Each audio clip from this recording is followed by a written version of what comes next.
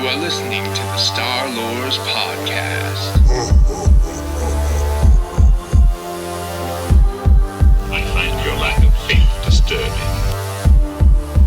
Are you stuck-up, half-witted, scruffy-looking nerve herder? But I was going into Toshi Station to pick up some power converters.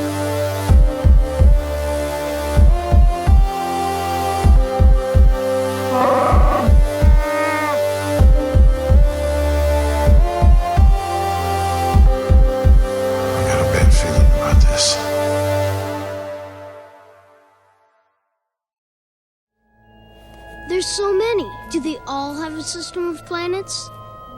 Most of them. Has anyone been to them all? Not likely. I want to be the first one to see them all.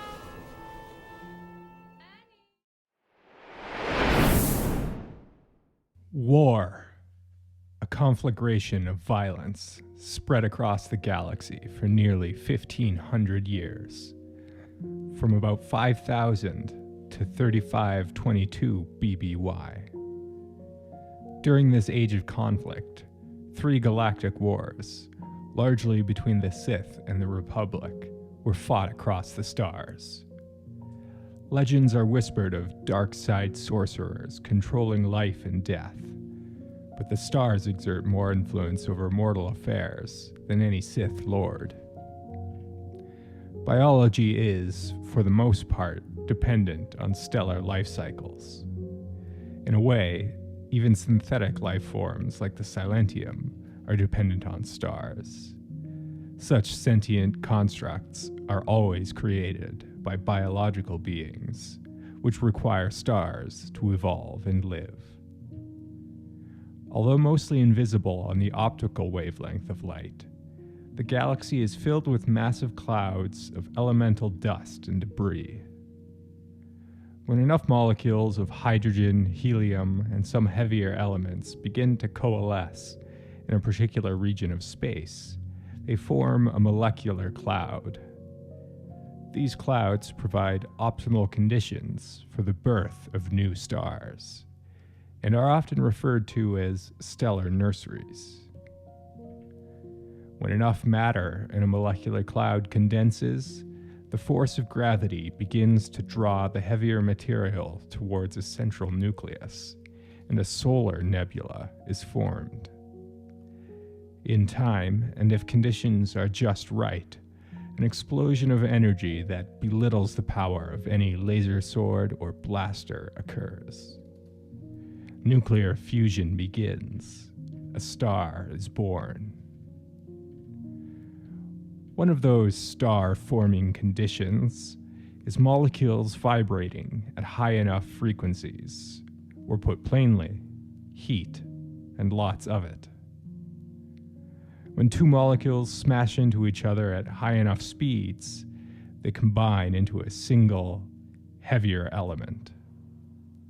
As this occurs, a massive burst of radioactive energy is released from the newly minted molecule.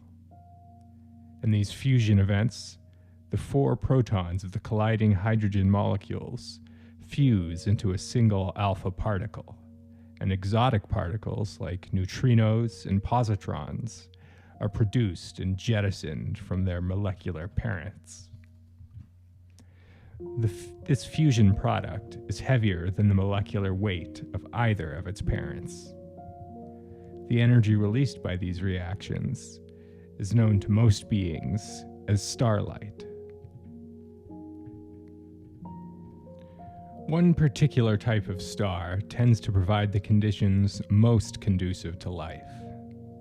In these main sequence stars, hydrogen fuses into helium at a rate of 500 million metric tons per second. Eventually, it is possible for the resulting helium to be fused into other, heavier elements, though this occurs late in a star's life cycle.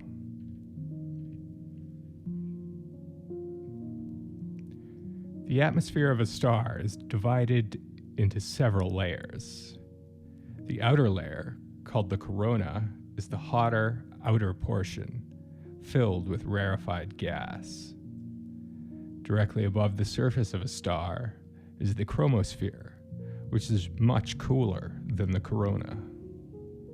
The core region of a star, obviously at its center, is the site of fusion. Like with many biological entities, the appearance of stars change as they age. When the supply of hydrogen used for fusion in the star is burned off, it begins to contract. This contraction brings the last scraps of hydrogen to regions of high temperature and gravity, which then kicks off fusion again. At this point, a star expands and changes color as it consumes its remaining hydrogen. Many beings experience a similar increase in size as they approach middle age, but with such red giants, their mass is actually decreasing even as their circumference increases, potentially consuming any orbiting worlds in the process. Keep in mind that the life cycle of a star is usually tens of billions of years, so stars gobbling their children like an infanticidal deity of myth is a relatively rare occurrence. During the Great Hyperspace War, Naga Sadow, Sith sorcerer extraordinaire, weaponized a red giant. After a rebuffed invasion of Coruscant, the Dark Lord's fleet had retreated to the Primus Golud system, in close proximity to the star. The mythical warrior queen, Empress Teta, pursued Darth Naga Sadow's fleet, knowing that the threat posed to the galaxy by the Sith was too great to live and let live. Lasers, starships, and swords were not the only weapons available to Sadow. Before the Tetan fleet had time to blast their enemies, Sadow triggered solar flares, and some say a supernova. The tumultuous solar weather distracted the pursuing ships long enough for the Sith to escape and threaten peace in the galaxy again. Sources differ on the mechanics of this tactic. Sadow intimated that it was his Sith sorcery, while others claim that his ship was merely armed with a terrifying superweapon that destabilized the suns. Stars have complex weather systems, similar to planets. Stellar weather is by definition extreme, considering the hellish temperatures. Like planets, stars generate substantial magnetic fields that reach deep into space, interacting with any planetary magnetospheres on the way. Planetary weather is often driven by such interactions, with stellar activity influencing phenomena as diverse as seasons, ocean currents, weather, climate, radiation belts, and aurorae. Whether by technological means, the Force, or possibly a combination of both, Sadow would use his ability to destabilize stars against his enemies again. The second time was in a binary star system known as the Denarii Nova. By the time Sadow was finished with it, it had earned its name. These two yellow main sequence stars orbited closely to one another. A Republic fleet was in pursuit of the Sith as he navigated a tight passage between the two stars. When solar flares from both stars began erupting, the Republic ships were annihilated, and Sadow lived to see another sunset.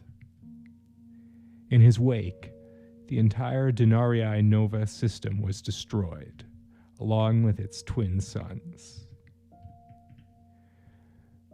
Novae are most commonly observed in binary systems like Denarii. Under natural circumstances, these systems are usually dominated by a white dwarf star with a more modest main sequence or red giant orbiting them. As a less massive star gets closer to its parent over cosmological timescales, some matter from the smaller star is drawn into the white dwarf, which then uses that matter for fusion.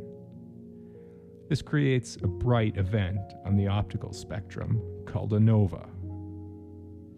Mechanically, Sadao may have used force telekinesis to move matter from one of the Denarii suns to the other, which triggered the cataclysmic solar storm.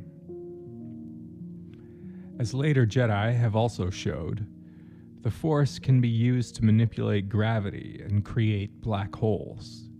So destabilizing a stellar core this way is another possible supernova trigger.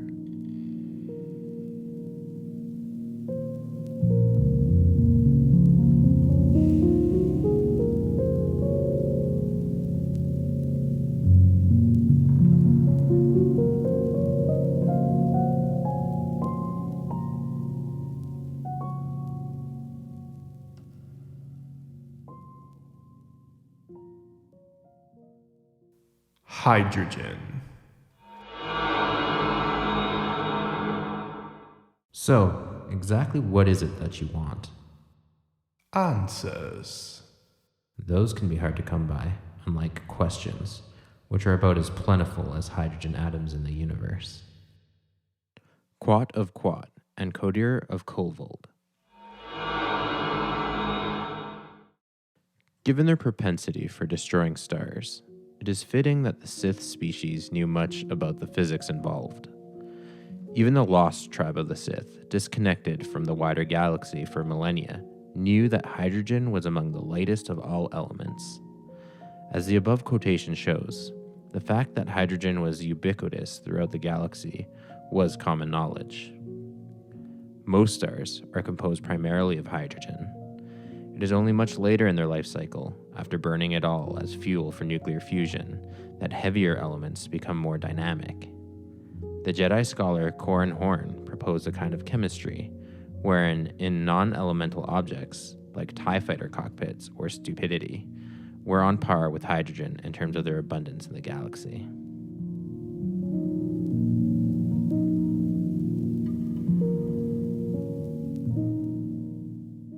Helium. Hey, there's something I've been meaning to do for you. I've been practicing while you weren't around. Go ahead. There's fields once grew, a road runs through, and building hide the sun. Ben, don't. Where grass of green could once be seen are only gray and brown. I hate that song under normal circumstances. My childhood home while I did roam became a piece of sadness. I'll just wait till you pass out. Now I return, my heart does yearn for times of light and gladness. You'll make your throat sore. Ben Skywalker teasing his father, Luke, on Doran. The second most ubiquitous element in the galaxy is helium. It is also right next to hydrogen in terms of mass, being heavier than it. So too is it typically the second element burned in a star for fusion. After helium supplies dwindle, lithium can also be used as a stellar fuel source.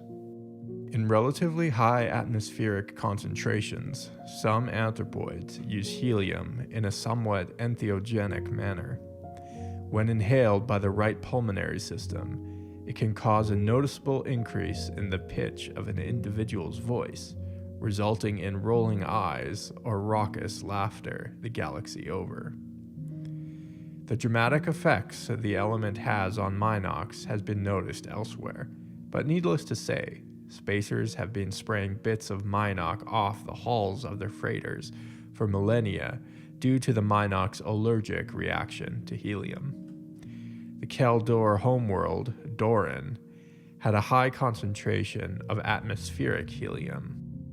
When combined with Doran gas, this formed the one kind of atmosphere a Keldor could breathe safely. Lithium, in pharmaceutical formulations, is also used by anthropoids in the treatment of some psychiatric disorders.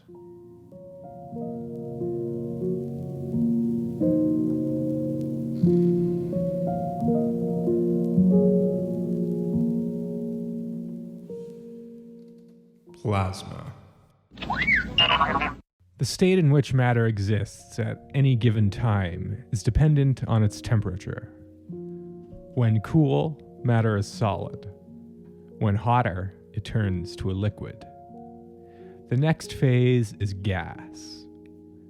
At even greater temperatures, an element can enter a fourth state of matter, called plasma.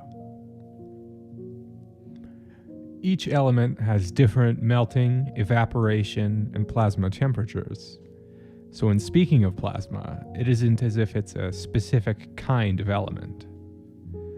Due to hydrogen's widespread representation among stars, however, much of the galaxy's plasma is in the form of superheated hydrogen. Most of the visible matter in the galaxy is in the plasma form, owing to the fact that the most visible matter is inside stars.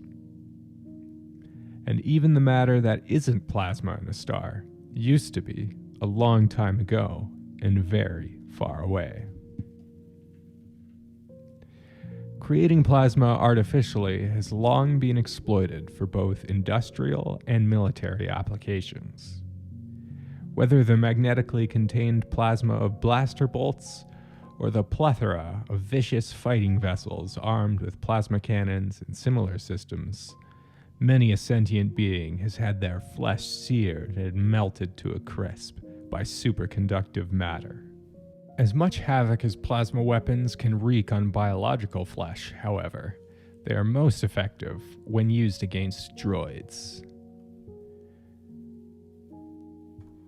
Although usually known for pursuing peace in the Galactic Senate during the twilight of the Republic, the planet Naboo was a major exporter of weapons-grade plasma to the galaxy. The planet's formidable economy was largely based around trading this commodity.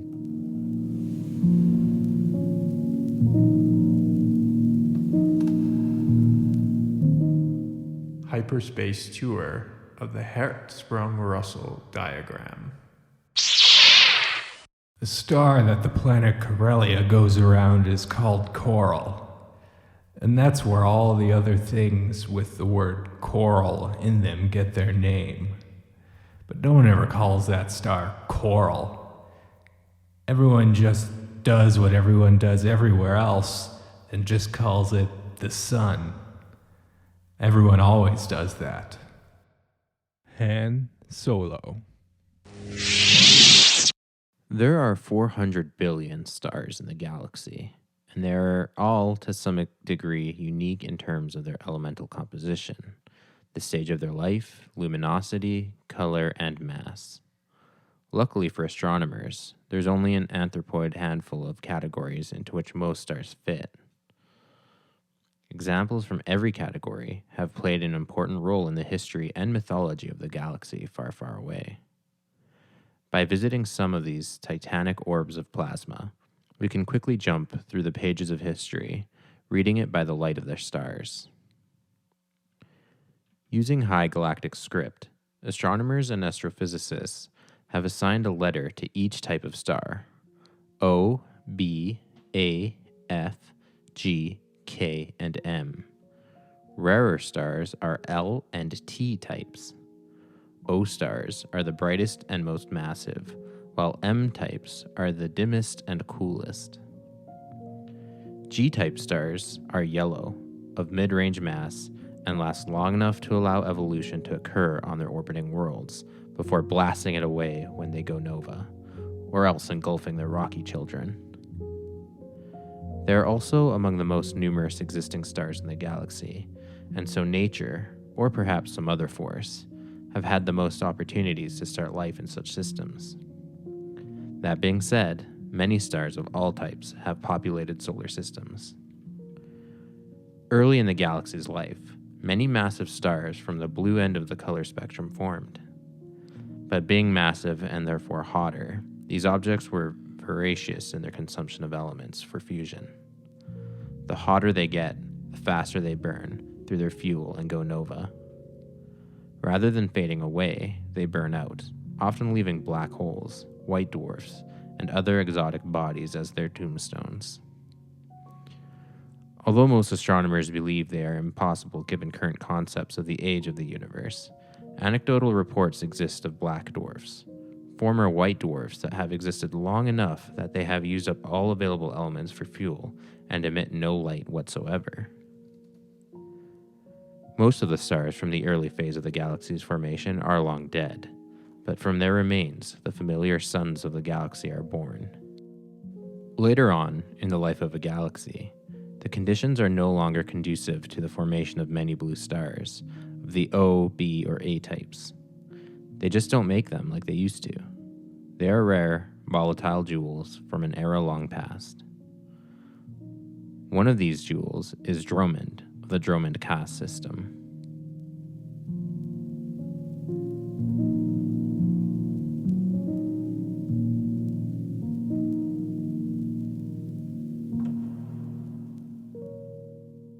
Freedom's Graveyard. Welcome to Drummond Cass, where freedom goes to die and legends are forced on the galaxy. Vet.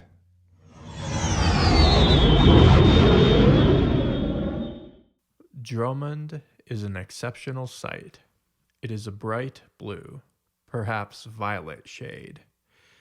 The planet that occupies the third orbital position, Drummond Cass, has an auspicious and deadly history to match the brilliance of its namesake. When the Sith species first left Korriban, it was among the first worlds they colonized. In the millennia that passed between its initial settlement and the Great Hyperspace War, it was abandoned and its coordinates lost. In the aftermath of the war, Darth Vitiate, a disciple of Nagasato, eliminated his remaining rivals in the Sith military. He soon ordered explorers to find a safe haven far away from the persecuting eyes of the Republic, where the Sith could rebuild and plot their revenge on the Jedi. At this time, the wet jungle world was already a dark side nexus. Terrantatics populated its bush country and had to be eliminated by the newly minted Imperial military. The same dark forces that attracted these twisted Sith spawn would continue to attract Force users and their attendant excessive use of Force to the gloomy planet for ages beyond Sith occupation. After arriving on Drummond Cass, Darth Vitiate assumed the title Valkorion and declared himself Emperor of the Sith, and made Drummond Cass the capital of his reconstituted Sith Empire. Valkorion was perhaps the most successful Sith in that he achieved the goal of so many Dark Lords who preceded and came after him. Using alchemy and infernal rituals, he achieved immortality, or perhaps more accurately, a body immune to the decline of age. Unlike other Sith, he did not do this by using essence transfer repeatedly. For 300 years, Valkorion built up a force to exact vengeance on the Republic, as well as subtly manipulated galactic affairs from his shadowed throne. In 3681, the true Sith Empire emerged from dormancy to wreak havoc on the galaxy.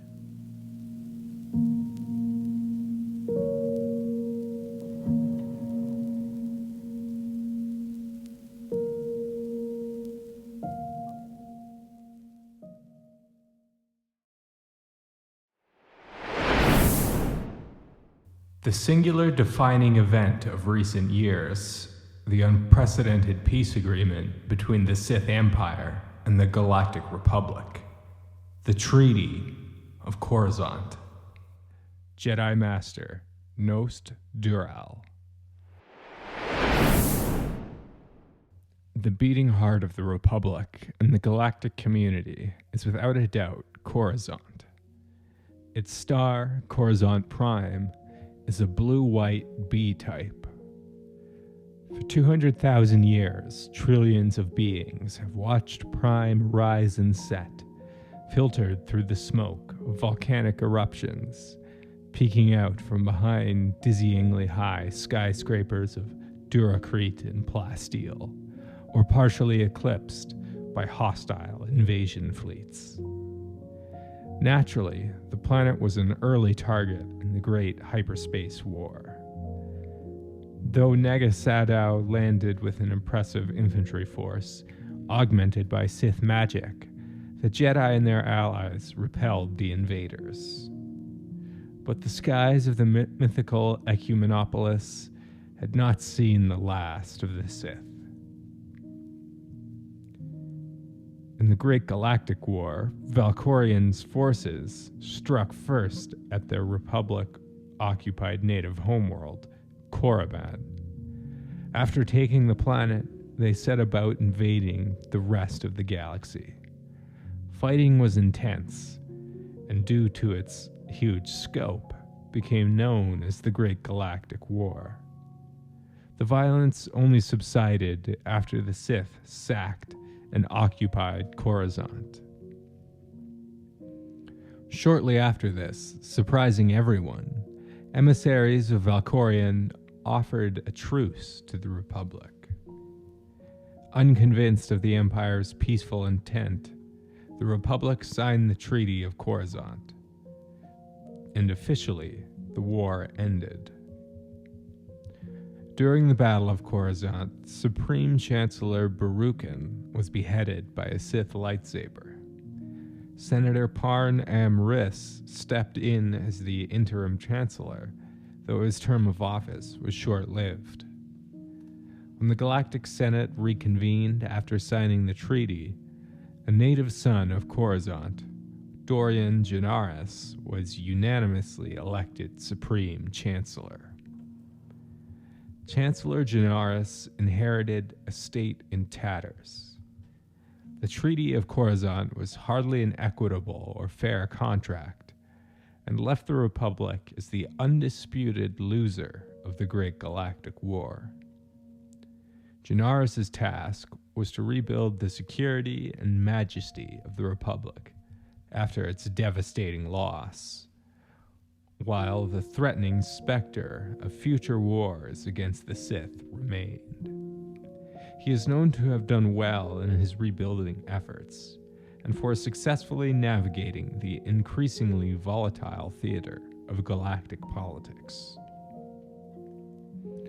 In his time, he founded the Republic Privateer Corps, invested in developing the Jedi Order's capacity to defend the Republic, and prevented the galactic state from further splintering with systems seceding. The popular support initially enjoyed by Chancellor Janaris soon plummeted. Critics from member worlds rankled at the cost of rebuilding efforts, and military leaders pressed him to scale up anti-sedition efforts. Believing in democratic values to his core, Janaris refused to persecute dissenting voices. Millennia later, when the Yuuzhan Vong surrendered to the Galactic Alliance, War Master Nos Choka sent the bulk of the Vong fleet and weapons into Prime to ensure their atrocities were never repeated. Unfortunately, some deadly Vong biotech survived for at least another century. Darth Krayt, himself wearing Vondoon crab armor, would unleash the horrors of Vong bioweapons once again. After a costly war, a Jedi defeated Krayt in battle, then flew the Dark Lord's corpse into the star, in the hopes of preventing any subsequent resurrections, which Sith Lords have a tendency of doing.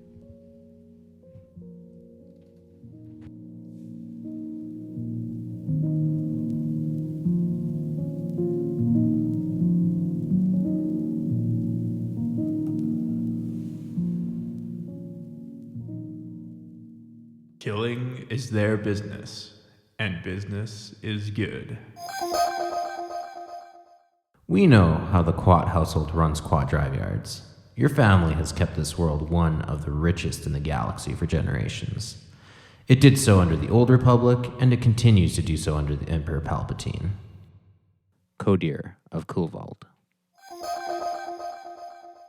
The orange-silver K-type star Quat has many rocky planets and moons in its orbit. When the Galactic Empire's military-industrial complex ordered star destroyers cranked out at a breakneck speed, as well as virtually all important Imperial vessels, this system was a hub of activity during the Galactic Civil War. But then, given the scale of operations in the system, it had virtually always been responsible for building many of the warships destroyed and used to destroy throughout galactic history. The fourth planet orbiting Quat shared the sun's name, and was the nerve center of the industry in the system, led by Quat drive yards. Reminiscent of some ancient celestial constructs, the Quat drive yards orbital array encircled the world. The planet itself is a pristine jewel of verdant forests and oceans, but all is not as natural as it first appears. The planet's present garden state, free of any dangerous animals, yet maintaining ecological homeostasis, is a result of terraforming projects started in 27,500 BBY. When a pre-hyperspace-capable sleeper ship arrived from Coruscant, the human pioneers quickly set about shaping whatever the initial ecosystem was that existed prior to their arrival. By 26,000 BBY, the settlers of Quat built their own sleeper ships in the manner of their ancestors to settle other worlds. When the Republic was formed in 25,000 BBY, Quat was a founding world.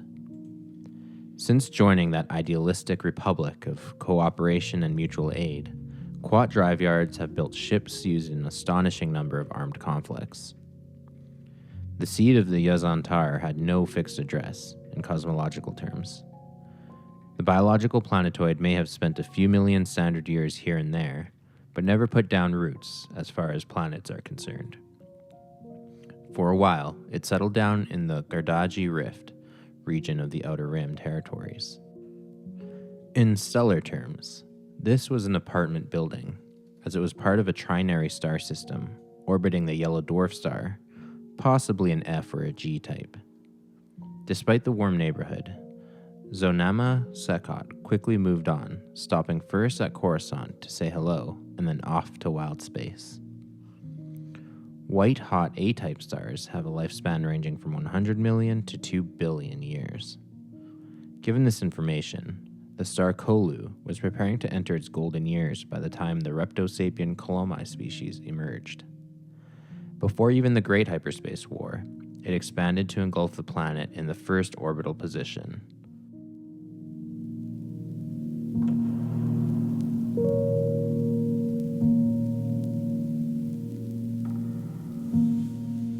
Supernova. Kidding, at the rate they're gaining? Traveling through hyperspace ain't like dust and crops, boy. Without precise calculations, we'd fly right through a star or bounce too close to a supernova and then it'd end your trip real quick, wouldn't it? What's that flashing? When some stars die, they explode in a massive flash, momentarily brighter than a galaxy, and destroying all life in their proximity. These occur in very massive stars, on the O end of the spectrum. The event is thought to be triggered by the sudden gravitational collapse at the core, or the reignition of nuclear fusion in degenerate stars, such as a white dwarf. After the sudden flash of energy, the star no longer emits much light and becomes either a neutron star or a black hole. Astronomers working for the Galactic Empire estimated that there were about 3 supernovae in the galaxy per century.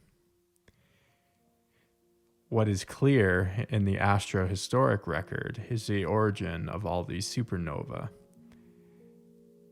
As we have seen, Nagasato caused up to 3 of the massive explosions by himself. How many sentient beings have existed with such power?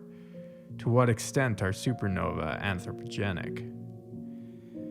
1,000 years after Nagasadao destroyed Primus Galud and Denari, the crash sorcerers Alima Keto used Sith magic to cause a supernova in the Kron cluster. There were 10 stars in the cluster, with many habitable planets, and all were destroyed in the nuclear inferno of a supernova. With its stars gone, the Kron cluster morphed into the Kron drift, a huge field of debris and asteroids drifting through empty space. In the centuries following the destruction, it became a safe haven for the galaxy's scum and villainy.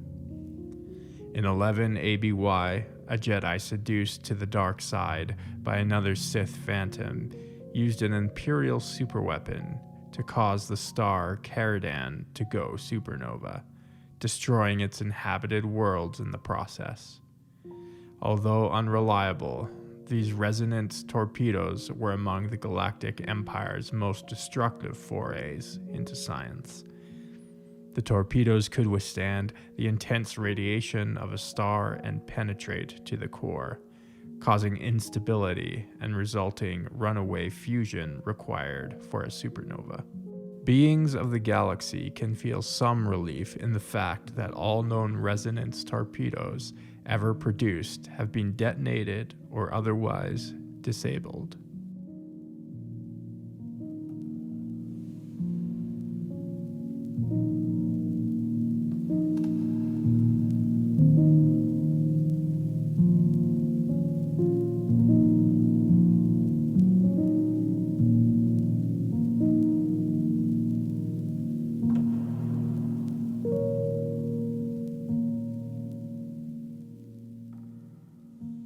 Thanks for flying with us. Jordan here. Just wanted to let everyone know what's happening here at the Star Lores podcast. Star Lores is now on Discord. If you would like to join the Star Lores Cantina Discord server, you can find a link in the description or on any of our social media accounts. Reach out with a DM or email. We'd love to hear from you. You can find us on Facebook, Instagram, or Twitter by searching the Star Lores podcast. Go ahead and give our page a like and send us a message. You can also email at starlorespodcast@gmail.com. Send us your fan art, Star Wars collections, or fan fictions, and you may even get a feature on one of our pages or even the show. Don't be afraid to offer corrections or add to any of the topics that we discuss on the show.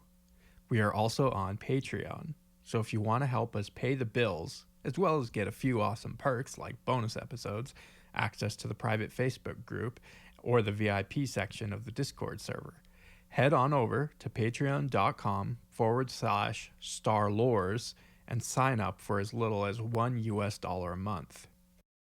And finally, make sure to subscribe to us on your favorite podcatcher app or YouTube, as well as sending us a 5-star review on iTunes. This really helps us reach a wider audience. Enjoy the rest of the show. Welcome aboard the Millennial Falcon. We are flying through the Tridian trade route, talking about stars. This is a very literal episode because star is in the title of Star Wars.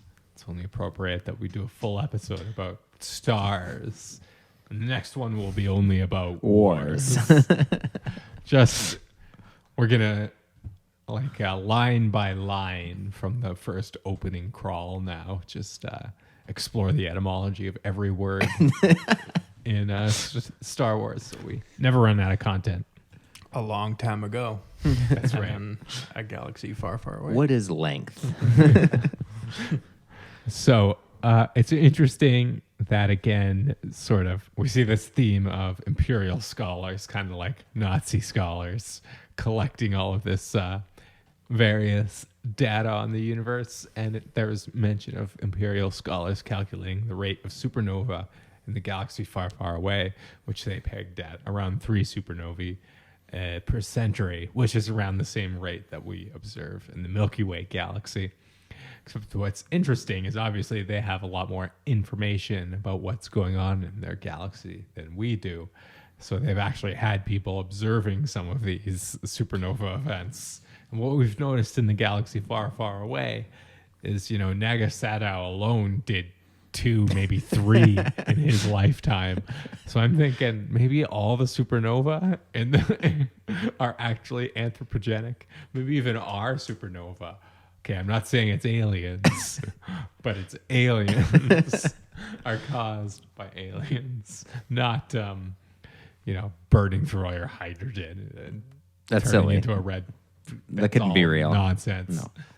There are people out there blowing up stars right now. There's no gravity; it's density.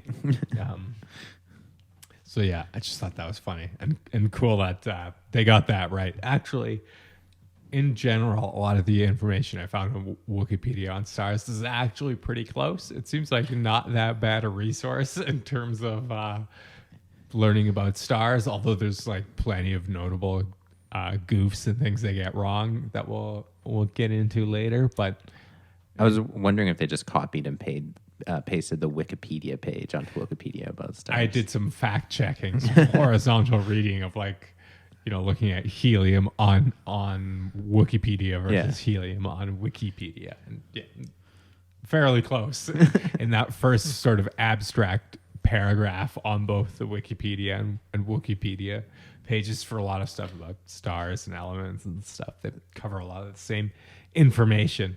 So another shout out to you good Wikipedia writers who are staying factually accurate. Doing the Force's work out there. Because the Force knows that Star Wars writers can't be asked to do any research. To do any back research. Another interesting thing, we were talking about the Hertzsprung-Russell diagram.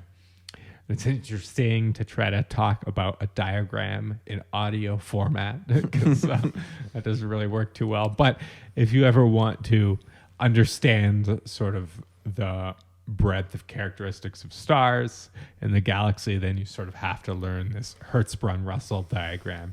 Any sort of intro level astronomy course that you take at university or anything usually covers this diagram. And so it's just a plot of populations of stars, and it basically goes from lowest magnitude or highest magnitude on the far left to the lowest magnitude on the far right.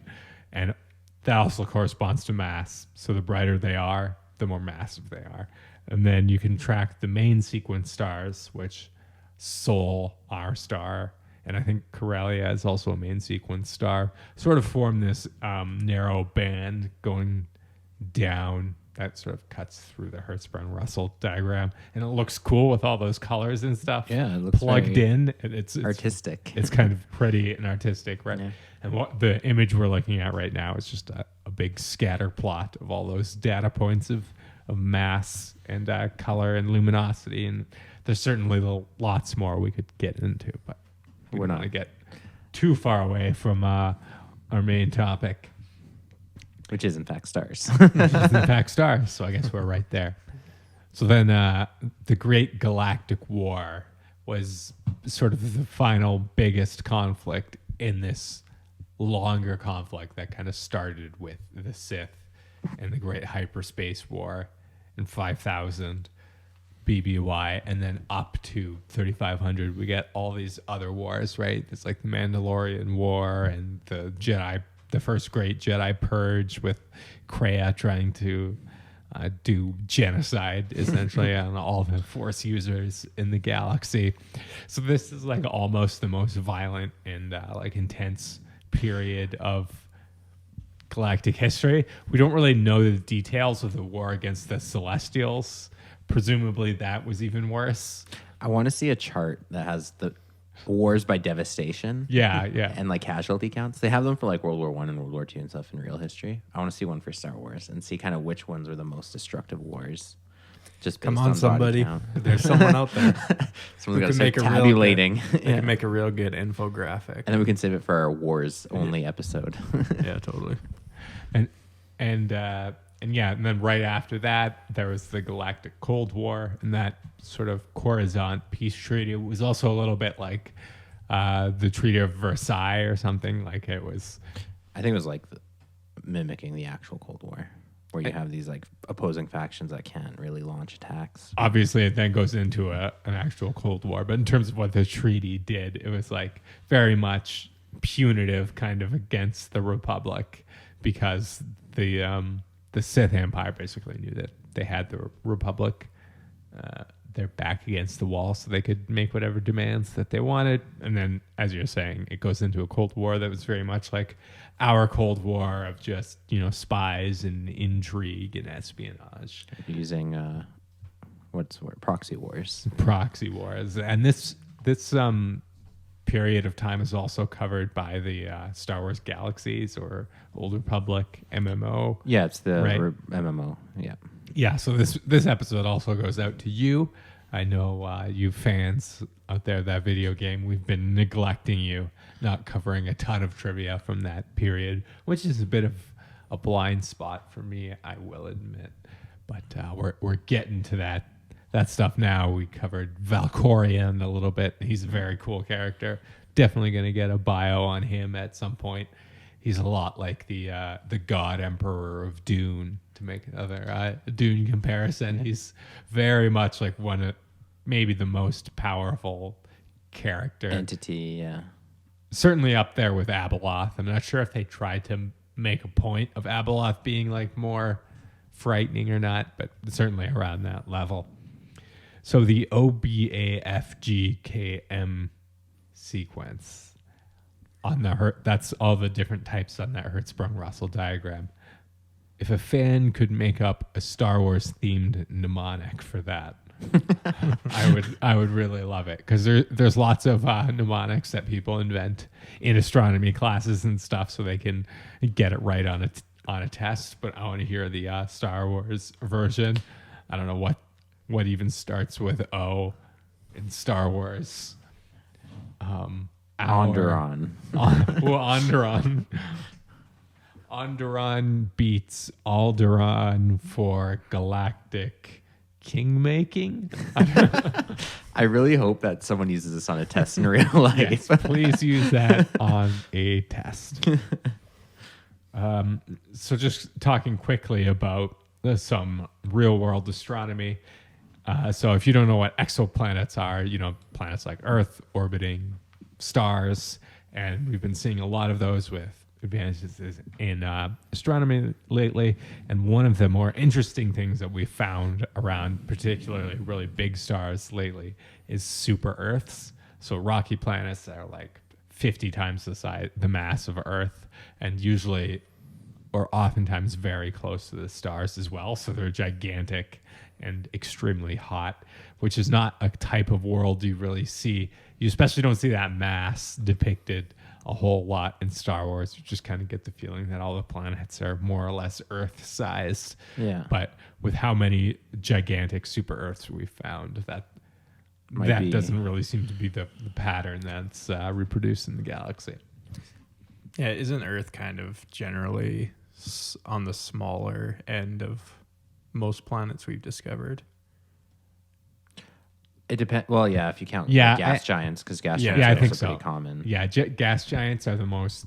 Are the easiest to find, though. Is the thing. That's fair. Yeah, maybe we're neglecting a whole. Yeah, rocky planets. The detection methods for finding rocky worlds take a really long time, and usually what you have to do is find a world that's being affected by the gravity of like a gas giant. It's wobbling slightly in the telescope that you're looking at it because of the gravity by the supermassive Jupiter-like planet. And so then you can start looking at that star constantly with your telescope so that you can see smaller rocky worlds transiting in front of it, and other methods like that. Yeah. So it just takes a while after finding a gas giant before you have to watch it for a while. Find rocky planets. So yeah, it looks like there's more gas giants, but that's almost certainly it might be a bias, just a statistical bias in our detection methods. I don't think we have a great idea of Like, I mean, it does stand to reason, too, because a lot of gas giants are, like, prototyping stars. We're going to become stars, right? And just on the sheer volume of stars that are out there, and then even within our own solar system, the number of gas giants, right? Right. But I'm just guessing. Like you said, it could totally just be a statistical bias. Totally. So we talked a lot about elements this episode, too. Curiously, I mean, I guess plasma is not really an element, but we talked about plasma as a state of matter. Naboo, known for exporting plasma. That's kind of an odd thing to export. It's like we export liquid. We export solid. Yeah, I guess the inference you could make is there's some sort of natural process going on in Naboo that superheats matter into plasma, which seems like stretching credulity a little bit, but in favor of that being plausible, there is maybe it's Gungan fecal matter. Possible. There is, for example, at least one place on Earth where there's like a natural nuclear reactor. It's in some cave in South Africa where there's like natural nuclear fission going on. So plasma is just being produced. I don't think plasma, but I'm just saying this very high energy natural process can be done without people necessarily. But yeah, as far as I know, develop the containment system in a way to. As far as I know, plasma doesn't occur naturally outside of stars, really. Yeah, and fire. Yeah. And lightning. Maybe they're harvesting lightning. Maybe. Is fire plasma? I believe the flame has elements of plasma in it. No, I'm not a physicist. Yeah, neither am I. I'm not a physician. Be serious. So yeah, Naboo's exporting plasma. In scare quotes. My main export is solid. I think it's more specific than Mimban, which exported energy. It's just got power lines running from the planet to the other planets. That's pure energy. Just energy. We got to do a resources episode in Star Wars. Energy, plasma. I do like the idea of lightsabers being plasma blades and blasters also just being essentially bullets with plasma inside of them, because that's makes more sense than a laser beam, right, being projected out of a lightsaber or something. That is just superheated gas, and that's also not unlike how a plasma torch, right, certain kinds of welding tools are used today. So. Yeah, one of the guys that claimed to have made the first real life lightsaber. Shout out to Hacksmith Industries on YouTube. I saw that. Yeah, yeah, this is exactly what they did for. Yeah, it's just a advanced welding torch, basically, right? It's probably not so far off conceptually though from what a lightsaber would be. Yeah, if anyone wants to YouTube it, it's interesting, and he shows how they use it and stuff. It doesn't have the same if you had two blades that interact with each other, they wouldn't stop. They'd like pass through each other like a flame. Yeah. So I mean, we're working. Well, with they what don't. We got. They don't have the magnetic field right. that's around them, which is it's sort of what would create that in a barrier. The resistance. Yeah, the resistance in regular lightsabers, They're real lightsabers, and real lightsabers, real, the ones you see in the movies. All right, you guys got anything else? Negatory. No. May the forks be with you.